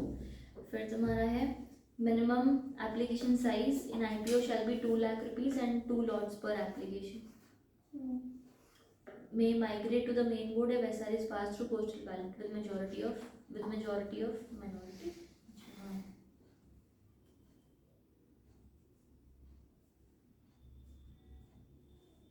with majority of minority क्या होता है? with majority of minority जो माइनॉरिटी अगर 10 है तो 10 में से 6 की हाँ होनी चाहिए। 15% हम कहते नहीं थे कि माइनॉरिटी के पास होगी, तो उसमें से Majority मेजॉरिटी होनी चाहिए। होनी चाहिए। बाकी के उसकी तो होगी मेजॉरिटी। स्पेशल रेजोल्यूशन है ना तो 33.33 आता है। हाँ इनोवेटर्स 2/3 तो होनी ही चाहिए, लेकिन जो हमारी माइनॉरिटी है ना, अगर माइनॉरिटी हमारी 10-15% जो भी है, अगर 10% है तो 10 में से हमारी 6% की हाँ होनी चाहिए। वो तो ना ही कर रही है। अजीब सी चीज है। इसमें लिखा हुआ ये माइनॉरिटी मतलब ना कर रही है जो बंदी।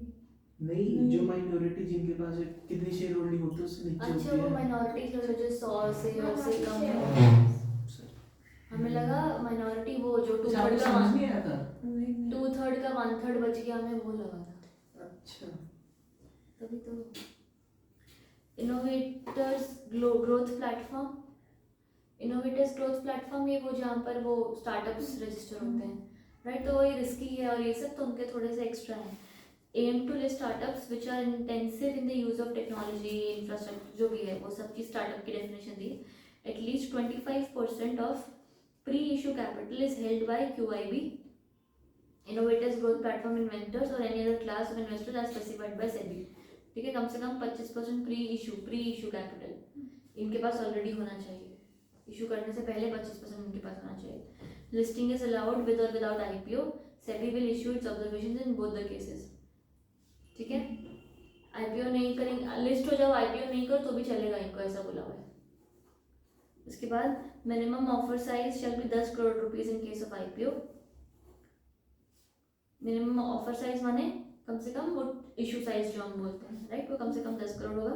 Minimum application size shall be 2 lakh and multiples thereof, number of allottees कम से कम 50 और minimum trading lot shall be 2 lakh रुपए एंड मल्टीपल्स thereof। डन। अब डॉक्यूमेंटेशन आ गई, वो तो टिक टिक कर लोगे ना, ये तो पढ़ेंगे नहीं हम।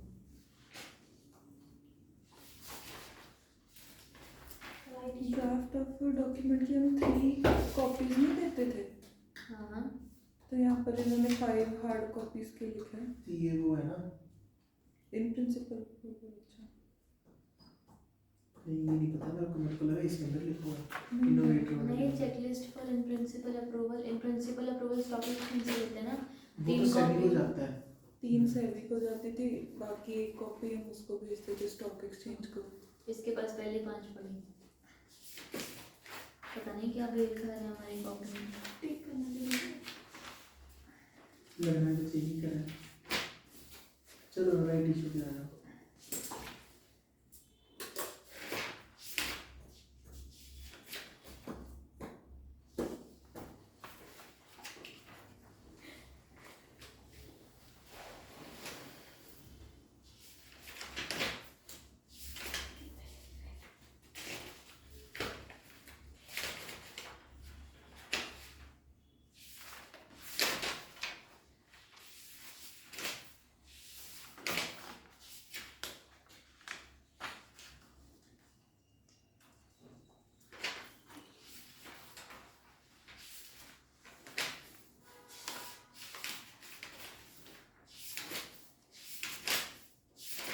अंकल हो जाएगा।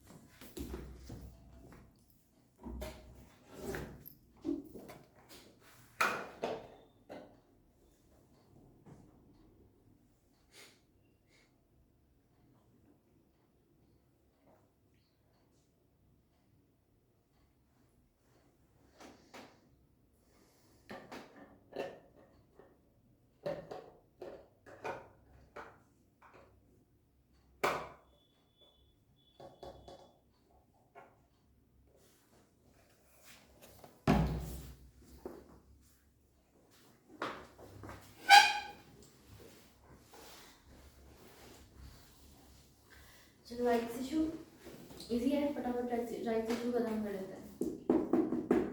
राइट्स इशू भी अपने को पता है ना, सिंपल, कि क्या होता है कि कुछ डिस्काउंटेड प्राइस पर या कम प्राइसेस पर हम एग्जिस्टिंग शेयर होल्डर्स को शेयर्स ऑफर करते हैं कि जितने वांटेड, राइट। तुमको ना एक चीज़ जो मुझे याद दिलानी है, हमने पता है टैक्स में पढ़ा था, लेकिन हमने एक चीज़ पढ़ी थी राइट एंटाइटलमेंट नाम की, कुछ याद है? Tax master. राइट एंटाइटलमेंट नाम की एक चीज़ पढ़ी थी। राइट एंटाइटलमेंट्स क्या होता है, पहले समझ लो सिर्फ। राइट एंटाइटलमेंट क्या होता है ना, कि जब भी अगर फॉर एग्जांपल एक पर्सन को राइट्स शेयर्स ऑफर होते हैं, राइट, हम आपको बोलते हैं कि भाई तुम्हें खरीदना है नहीं खरीदना है व्हाटएवर, जो भी, अगर 2000 का प्राइस चल रहा है तो 1800 पे आपको राइट शेयर्स मिल जाएंगे, करेक्ट। तो हम जब आपको शेयर्स ऑफर करते हैं तो आपके डीमैट अकाउंट में वो शो होगा, पर हम आपको एज अ शेयर्स तो शो नहीं कर सकते ना, क्योंकि शेयर्स तब तक आपने खरीदे नहीं है।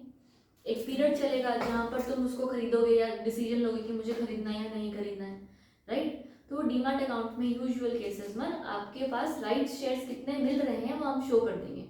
एक चीज समझ में आई। अब वो शेयर्स को शेयर्स के तौर पर देना मुश्किल है, इसीलिए ही हम शेयर्स को राइट एंटाइटलमेंट के तौर पर देते हैं कि आपके पास हक है कि आप राइट शेयर्स खरीदें। आया। फिर आपने रिनाउंसिएशन के बारे में सुना हुआ है ना, कि अगर आपको राइट शेयर्स नहीं खरीदने हैं तो आप उसको आगे रिनाउंस कर दो, कोई और बंदा खरीद लेगा, ये भी आपने सुना है। फिर हमने ये टैक्स में पढ़ा था IFRS में कहीं पर कि जब भी आप राइट शेयर्स को आगे राइट एंटाइटलमेंट्स को बेचते हो ना तो आपका वो वाली इनकम IFRS में टैक्सेबल होती है। पर अगर आप राइट शेयर्स बेचते हो या शेयर्स खरीदते बेचते हो कैपिटल गेन में जाता था, ऐसा कुछ थोड़ा बहुत भी याद नहीं कि हमने याद है, अगर आपको बोलोगे दोबारा क्या कहा था? अगर आपने शेयर्स बेचे और शेयर्स पे गेन कमाया, शेयर्स के खरीदने या बेचने पर गेन कमाया तो हम उसको कैपिटल गेन में टैक्स करते थे। पर अगर आपने राइट एंटाइटलमेंट किसी को बेची कि आपके पास हक था ना राइट शेयर्स खरीदने का, आप है वो एग्जिस्टिंग शेयर होल्डर जिसको पहले ऑफर किया गया है कि तुम्हें राइट शेयर्स खरीदने या नहीं खरीदने, तुम अगर नहीं खरीदते हो या एक्सरसाइज नहीं करते हो अपने ऑफर को ड्यूरिंग द अलॉटेड पीरियड, तो वो शेयर्स किसी और को ऑफर कर दिए जाते हैं आउटसाइड द एग्जिस्टिंग वाले share holders, right. You have the preemptive right or the right of first refusal to say yes or no to the shares, right। अब तुम्हें राइट शेयर्स को खरीदने की राइट मिली है, जिसको कहेंगे राइट की एंटाइटलमेंट, राइट। अब अगर वो शेयर्स मान लो मार्केट में 2000 का बिक रहा है, राइट शेयर्स बिक रहे हैं 1800 के, तुम चाहो तो कुछ 100 रुपए 200 रुपए में राइट एंटाइटलमेंट बेच दो, तुम्हें 100-200 रुपए मिल जाएंगे, वो बंदा उसको टोटली 19 रुपए या 1900 में राइट शेयर्स मिल जाएंगे, राइट। इन टोटल बता रही, कंपनी को 1800 देगा, तुम्हें 100 रुपए दे दिया, उसको 1900 में 2000 का शेयर मिल गया। पॉइंट समझ में आ रहा है? तो ये right entitlement is nothing but the right to purchase the right shares which will be shown or depicted or seen in your demat account whenever the right shares are offered to you. If you purchase the right shares, it is good. If you can exercise the right entitlement then. तुम्हारे पास हक है, तुम वही जो भी click करो जो भी हो whatever, तुम अपने शेयर्स को खरीद लोगे, ठीक है, पैसे देकर और खरीद लोगे। अगर तुम नहीं खरीदते हो तो आप अपनी राइट एंटाइटलमेंट किसी और को बेच सकते हो। वो जो आपको बेचोगे तो वो इंसान उसको उसके लिए कंपनी को पैसे देगा, ऑफ कोर्स शेयर्स उसको खरीदने हैं, वो कंपनी को पैसे देगा, तुम राइट एंटाइटलमेंट बेचने के कुछ पैसे ले सकते हो। आगे समझ। तो वो पैसे कंपनी देती है या वो बंदा देगा? वो बंदा देगा ना, जो बंदा तेरे से राइट खरीद देगा। आया क्लैरिटी है? बस ये एक मेन चीज थी जो समझानी है इसके अंदर, बाकी सब आसान से हो जाएगा। सबसे पहले मैं डिस्क्वालिफिकेशन से सेम ही लिखी है, कौन सी कंपनी है जो राइट शेयर्स नहीं कर सकती है? डीबार्ड हो गई, उसकी कोई दूसरी कंपनी डीबार्ड हो गई, फ्यूजिटिव इकोनॉमिक ऑफेंडर हो गया, और बाकी वो चल रही है सस्पेंशन, बिल्कुल नहीं है, नीचे आ जाएगा। अब कंडीशंस बोल दिया 6(2) में। पहला भाई कि आपके पास made an application and principle approval होगा आपके पास। अगला एग्जिस्टिंग वो पार्टली पेड शेयर्स को फुल्ली पेड कर दिया, वो कहीं और से पैसा रेज करो तो 75% वेरीफाइबल मींस, हाँ 25% तुमने हाँ मेंशन है, चलो वही 25% जनरल कॉर्पोरेट पर्पस, यहाँ पर सब कुछ हो गया। अब ना इधर है ना ये एक्स्ट्रा चीज दी हुई है जनरल कॉर्पोरेट पर्पस वाले में, जो तुम्हें पॉइंट 1 और 2 तो दिया है, उसके बाद जो अगला पैराग्राफ है ना, इस पैराग्राफ में उन्होंने क्या बोला क्लियरली कि 25% जनरल कॉर्पोरेट पर्पस तो होता है, पर 25% ही इन्वेस्टमेंट वाला भी होता है, और फिर दोनों कर रहे हो तो मिलाकर 35% होता है। इन्वेस्टमेंट क्या लिखा है ना, ये जो the objects where the issuer company has not identified acquisition और इन्वेस्टमेंट, जो सेकंड वाला पॉइंट, अनआइडेंटिफाइड इन्वेस्टमेंट्स, राइट। तो जब भी तुम खर्चा प्रोस्पेक्टस में अलॉट करते हो कि 25% जनरल कॉर्पोरेट पर्पस और general corporate purpose plus investment मिलाकर 35% टोटल। हमने पीछे कहीं पर भी इन्वेस्टमेंट का अलग से एलोकेशन नहीं देखा, यहाँ पर लिखा हुआ है। तो मैं जो सेकंड जो अगले पैराग्राफ है ना उसमें सेकंड लाइन में लिखा है as mentioned in the objects of the issue in the draft letter of offer and the letter of offer shall not exceed 25% of the amount being raised by the issuer वाला जो लिखा है ना मुझे लगता है वो पीछे भी दिया हुआ है। सेम दिया दिया दिया है तो फिर सबको फिर हमने इग्नोर कर दिया होगा उसमें हाँ, पर दिया। टोटल होगा आपने कहा था कि ये पढ़ना नहीं है। हाँ सही है। बट कैप 35 की होनी चाहिए, जैसे मर्जी allot कर दोनों का सकते हैं। 25-25 मैक्सिमम और टोटल 35 टोटल 35 होना चाहिए। खत्म। अच्छा ठीक है। बस ये वाला नहीं हुआ ma'am, where the issuer or any of its promoter or director is willful to ये fraud कर दिया एक shall not exceed shall 25%। not re-announce their right except to the हमें extent 25 of नहीं दिया था the वैसे। ये लिखा होगा ना पीछे 25 25 ही थी। shall not exceed 25 अगर इसमें बस एक non पॉइंट identified है। लास्ट सेकंड पॉइंट है कि री-अनाउंस कब नहीं होगा फ्रॉडुलेंट डिफॉल्ट। आई गया बस। चलो नेक्स्ट। रिकॉर्ड डेट से शुरू करते हैं। रिकॉर्ड डेट वही कट ऑफ डेट जिस दिन इससे पहले ले लो। इससे पहले नहीं ले लो। रिकॉर्ड डेट वो डेट होगी जिस दिन हम आइडेंटिफाई करेंगे कि यही वो लोग हैं जिस दिन को हमने राइट शेयर्स ऑफर करने हैं। वही मतलब अगर किसी को राइट चाहिए तो उससे पहले ले लो शेयर उनका। हाँ तो मैं कुछ वो और तो बोलूँगा। आगे सोच रहे हैं। हाँ ठीक है। रिकॉर्डेड इज द डेट जिस दिन आपके वो बस आपको पास पता लग जाएगा। ठीक है। नेक्स्ट आपके पास है the issuer shall not withdraw the rights. मैं सेकंड पॉइंट पढ़ रही हूँ। The issuer shall not withdraw right issue after announcement of the record date. ये भी समझ में आ रहा है। रिकॉर्डेड अनाउंस करने के बाद तो अब तुम्हें करना ही पड़ेगा राइट शेयर्स ऑफर। जैसे बोनस में था। पर एक और चीज़ है यहाँ पर, अगर तुमने कर दिया गलती से, इफ़ यू रिकॉर्डेड अनाउंस करके पर राइट शेयर्स नहीं दिए तो फिर उन्होंने बोला कि फिर आप 12 महीने तो कंपनी के अंदर कंपनी बोलो कोई भी फ्रेश इशू या लिस्टिंग नहीं कर सकते। ठीक है। There can be no listing allowed और no fresh issue in case of shares if the record date was withdrawn later on. पर एक और चीज़ का जो ध्यान देना है उसमें क्या है कि अगेन ईसॉप्स या कन्वर्जन कुछ हो रहा है तो वो तो होगा ही होगा। ठीक है। अगर वो क्या बोलते हैं डेट बताने के बाद मना कर देता है कि मैं राइट इशू नहीं कर रहा तो वो 12 महीने तक आईपी वगैरह को मतलब एफपी वगैरह फ्रेश कुछ इशू नहीं कर सकता। सकता। हाँ। ठीक है। पर कन्वर्जन की वजह से कुछ इशू हो रहा है ईसॉप्स वाला तो चल जाएगा। Other requirement with respect to rights issue appointment of intermediaries, ये पढ़ लो है ना। इंटरमीडियरीज अपॉइंट करी जाती हैं सारी, जिनको रजिस्ट्रार हो गई ये वो सारे।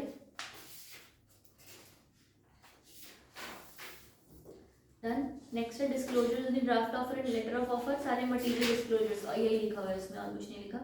Filing of draft offer and letter of offer. The issuer shall file the draft letter of offer with stock exchange and shall submit to such stock exchange the following PAN or convertible certificate। ठीक है। Draft offer document draft letter of offer and letter of offer to be available to the public। अब वो public को भी दे देते हो ना। Posted on the website। Done हो गया। प्राइसिंग यहाँ पर फिक्स्ड प्राइस ही होगी, बुक बिल्डिंग वाली नहीं होगी। ठीक है। राइट शेयर्स में कोई price band red herring prospectus ऐसा कुछ नहीं होता। फिक्स्ड प्राइस होता है, आपको खरीदना है खरीदो, मैंने मत खरीदो। ठीक है।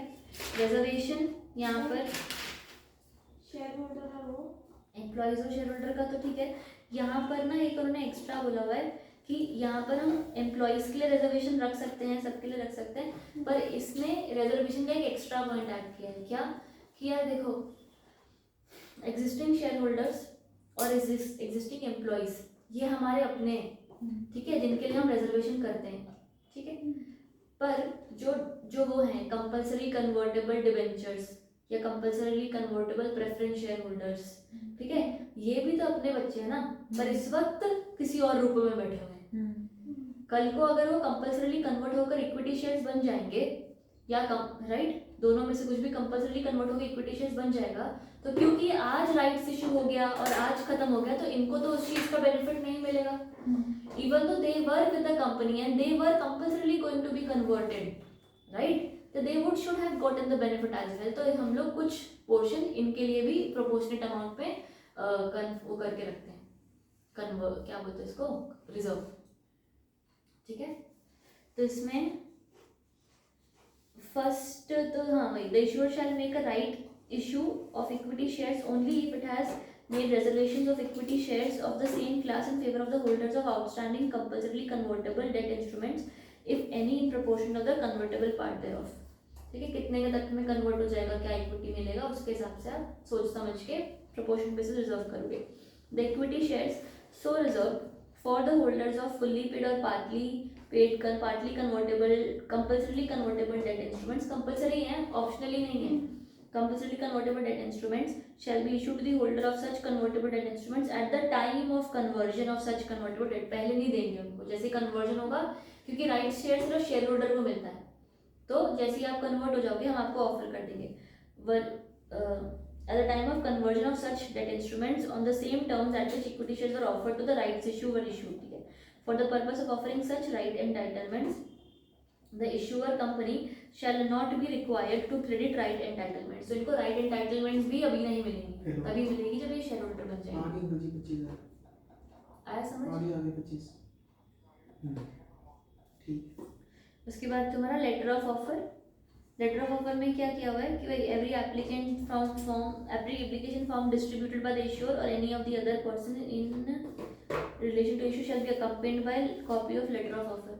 ये लेटर ऑफ ऑफर पे लिख लो एब्रिज्ड लेटर ऑफ ऑफर. ये एब्रिज्ड वाले की बात कर रहा है, बस उन्होंने पता नहीं क्यों ऐसा किया है. हर चीज़ के साथ एक एब्रिज अटैच होके जाता है ना. ये भाई है. उसके बाद तुम्हारा आसबा बताइए तुमको. Done. Next, availability of letter of offer and the issue and other issue materials भी अवेलेबल होने चाहिए वेबसाइट पर, स्टॉक एक्सचेंज को, फलाना ढिंगना सबको, राइट. सब आप letter of offers properly dispatch कर दोगे. Shall be provided by the issued the existing to make request in this regard. बाकी वेबसाइट पर जो फिजिकली मांग रहे फिजिकली दे दिया. अगला point, the credit of right entitlements. The right entitlement shall be credited to the demat account of the shareholder before the date of opening of the issue. The allotment of specified securities shall be made in the demat form only. ये समझ में आया ना? नहीं, ये before the date of opening the issue, उससे पहले कैसे हो जाएगा? राइट एंटाइटलमेंट क्या था? शेयर्स खरीदने का हक है ना सिर्फ. तो वो आपको राइट एंटाइटलमेंट मिल जाएगी. इशू ओपन करेंगे तो आप राइट एंटाइटलमेंट एक्सरसाइज कर लेना अपनी. अच्छा, उससे पहले शो होने लग जाएगी हमें. हाँ, एंटाइटलमेंट है, शेयर्स नहीं है ये. इसका अलग ही होगा सब कुछ. ठीक है, इससे पहले शो होने लग जाएगी. हाँ, ठीक है. Conditions of making application on plain paper. अब है ना, ये स्पेसिफिकली उनके लिए है जब फिजिकल शेयर्स होते थे. तो जब आपको ना, जब लोग राइट शेयर्स अप्लाई करते थे ना, तो उनको एक फॉर्म मिलता था. आपको वो लेटर हर एक एग्जिस्टिंग शेयर होल्डर को डिस्पैच होता था. आप भर के हमें वापस भेज दो, ऐसा होता है. अगर मान लो तुम्हें नहीं आया तो तुम क्या करोगे अब? तो आप प्लेन पेपर पर भी एप्लीकेशन भेज सकते हो. ठीक है. फिर उन्होंने बोला अगर आपने प्लेन पेपर पर भेज दी, ठीक है, और आपकी दूसरी वाली भी आ गई, मेन वाली भी, आपने सोचा कि अरे मेरे को रिसीव हो गई, मैं भेज ही देती हूँ, दोनों मिल गई, तो वो लोग दोनों रिजेक्ट कर देंगे. कंफ्यूज हो जाएंगे फिर कि कौन सी वाली असली. एक ही भेजना, चाहे वो भी, एक ही भेजनी है. हाँ. दूसरा उन्होंने बोला कि अगर मान लो प्लेन पेपर से तुमने राइट शेयर्स खरीदे हैं, तो ये वाले राइट शेयर्स फिजिकल फॉर्म वाले, प्लेन पेपर वाले रिनाउंस नहीं होते. प्लेन पेपर वाले रिनाउंस नहीं होते. आगे नहीं बेच सकते. तुम कैसे बेचोगे? एप्लीकेशन ही नहीं है, कुछ नहीं है ना. बस हम खरीद सकते हैं, आगे नहीं बेच सकते. आगे नहीं बेच सकते. रिनाउंसिएशन नहीं होता. आगे तो चलो शेयर्स कन्वर्ट हो गए, फिर तो बात ही अलग हो गई ना. ठीक है यहाँ तक. उसके बाद तुम्हारा अंडर राइटिंग होगा इसका, सिर्फ पब्लिक वाले का पोर्शन का होगा, प्रमोटर पोर्शन का अंडर राइटिंग नहीं होगा. मार्क कर लो प्लीज. फिर ये जो इशू करना है उसके लिए एडवर्टाइजमेंट करोगे तो 2 दिन पहले आपको फॉलोइंग एडवर्टाइजमेंट्स करनी है. लास्ट टाइम में लिखा है disseminate on the website 2 days before opening. Date of completion, letter of offer dispatch हो गया है. कौन सा अगर फिजिकल फॉर्म में तो ऐसा कौन सा स्टॉक एक्सचेंज या रजिस्टर्ड ऑफिस है जहाँ पर जाके आप शेयर्स के लिए अप्लाई कर सकते हो.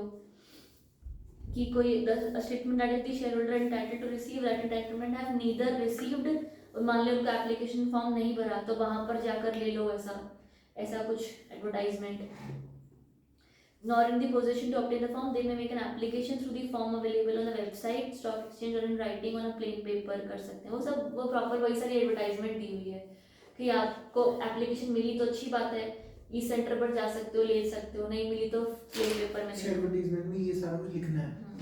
ठीक है. उसके अलावा वही statement to the effect that plain paper भेजोगे तो चलेगा, वो रिजेक्ट नहीं होएगी, पर दोनों भेज दिया तो लायबल टू बी रिजेक्टेड, वो भी लिखा हुआ है। बाकी डिटेल्स ऑफ स्पेसिफिक इन्वेस्टर, उसका ये क्या है, name of the specific investors, name of the promoters जिनको जिनको राइट एंटाइटलमेंट्स मिल गए हैं, ठीक। उसके अलावा जब इशू चल रहा होता तो हम नहीं बताते ना कि कितना सब्सक्राइब हो गया, कितना बच गया, इशू के दौरान नहीं बताते, तो नहीं बताना। सब्सक्रिप्शन पीरियड क्या दिया हुआ है,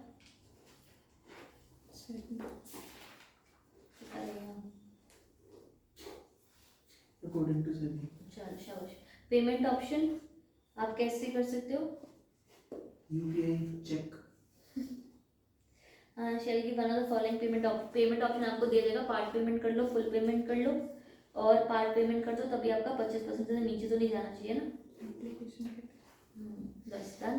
प्रोसीजर एकदम फालतू प्रोसीजर जो कंपनी लॉ में था, ये वो है, बोर्ड मीटिंग करोगे, नोटिस दोगे, स्पेशल रेजोल्यूशन, वही सारी चीज़ें हैं। प्रोसेस तुम्हें ऊपर ऊपर से देखना है तो देख लो। आता नहीं आ रहा है, हाँ आता नहीं, क्योंकि 5 नंबर की क्वेश्चन आते हैं ना, तो 5 नंबर के कोई भी प्रोसेस आते ही नहीं, आज तक नहीं आए। Introduction of dematerialised rights entitlement, ये नेक्स्ट पेज से ना, यहाँ पे कुछ दिया है क्या, ठीक है। सीलियंट पॉइंट्स ही है मतलब, ठीक है, आगे पॉइंट्स ही पढ़ लेते हैं। ये अब जो मैंने तुम्हें बताया ना, वो यहाँ पर लिखा हुआ, जो स्टार्टिंग में तुम्हें बताया राइट एंटाइटलमेंट के बारे में। In the letter of offer, the issuer shall disclose the process of credit of right entitlement in the demat account one and renunciation thereof। जो आप लेटर ऑफ ऑफर आपको आता है शेयर्स का, उसी में ही आप इसके बारे में सारी इन्फॉर्मेशन दे देते हो। फिर RE जो होता है वो क्रेडिट हो जाता है डीमैट अकाउंट में of eligible share holders in demat form. In the RE process the REs with a separate ISIN दिखते हैं, क्यों, क्योंकि वो एक अलग ही सिक्योरिटी है ना, वो शेयर्स नहीं है, वो एक अलग ही चीज़ है, एक हक है, राइट। तो उनका अलग नंबर होगा and shall be credited to the demat account of the eligible share holder before the date of opening of the issue against the shares held by them. यही होता है ना कि अगर आपके पास 10 शेयर है तो उसके बदले आपको 2 शेयर्स मिल रहे हैं, 5 मिल रहे हैं, whatever as per the ratio आपको राइट एंटाइटलमेंट्स मिल जाएंगी। फिर फिजिकल शेयर होल्डर्स हैं तो they shall be required to provide their demat account. अगर आपको राइट एंटाइटलमेंट चाहिए तो आपको डीमैट अकाउंट बनाकर हमें वो देकर देना पड़ेगा, ताकि हम आपको राइट एंटाइटलमेंट्स दे पाएँ। 2 दिन के से पहले। हाँ, तो आप हमें दे दो, कभी भी दे दो, पर एक लास्ट दिन आपको दिया हुआ है हमने कि हमारा जो ये इशू क्लोज हो रहा है ना, उसके कम से कम 2 दिन पहले तो डीमैट अकाउंट बना ही लेना, ताकि हम आपको दे पाए, वो T+1 डे की वजह से, T+2 डे की वजह से, whatever, 1 या 2 जो भी।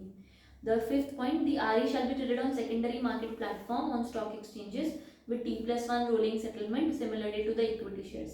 Trading in REs on the secondary market platform जो भी है shall commence along with the opening of the issue and shall be closed at least 3 working days prior to the closure of the rights issue। समझ आया कि आपको RE मिल गया, अब RE आप ट्रेड कर लो, क्योंकि फिर शेयर्स में कन्वर्ट होने वाला है ना, तो right closing of rights shares के 3 दिन पहले आप अपना राइट रेनंसिएशन जो खेलना है वो खेल लो, क्योंकि फिर 3 दिन पहले जिसके पास राइट एंटाइटलमेंट होगा वो बंदा एक्सरसाइज कर सकता है, ठीक है। Lastly, the investors holding RE in demat mode shall be able to renounce the right entitlement trading on the stock exchange on or off market transfer. Such trade will be settled by transferring demat REs through depository mechanism in the same manner as all other securities। बाकी general obligation तो वही है, incentivise नहीं करना, publicity मटी वो सब नहीं करना, कंप्लाई प्रॉपर उसको कंप्लाई करो ICDR रेगुलेशन से, ड्राफ्ट ऑफर आपका वेबसाइट पर जाएगा, कंटेंट प्रॉपर होगा, रेगुलरली मॉनिटर, कोई सारी चीज़ें दी हुई है। फिर डॉक्यूमेंट्स यहाँ पढ़ेंगे नहीं बस। नेक्स्ट हमारा प्रेफरेंशियल इशू शुरू होएगा, वो कल से करें।